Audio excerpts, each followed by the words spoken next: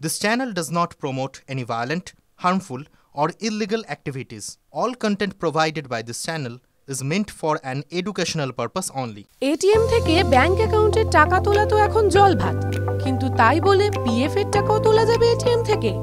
জল্পনা চলছিলই, এবার এমনটাই সত্যি হতে চলেছে। এবার এটিএম এ ঢুকেই তুলে নেওয়া যাবে ইপিএফও তে জমা রাখা টাকা।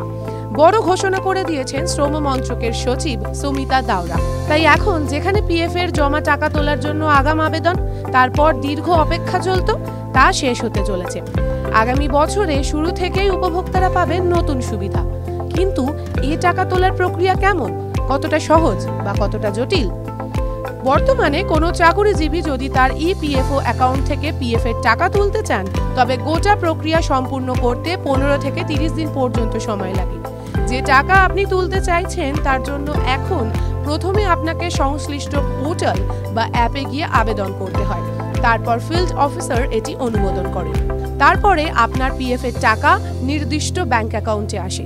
কিন্তু কাজ হবে কেমন করে, কিভাবে এই সিস্টেম কাজ করবে?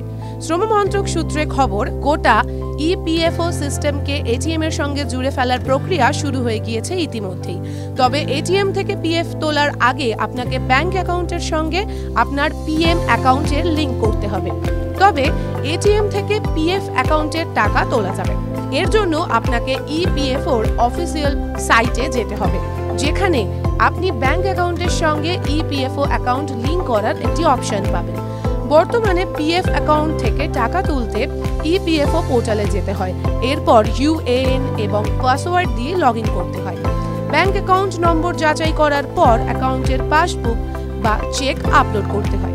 এই গোটা প্রক্রিয়ায় এটিএম থেকে টাকা তোলা শুরু হলে অনেকটাই দ্রুত হবে বলে মত শ্রম মন্ত্রকের। টিভি9 বাংলা ডিজিটাল।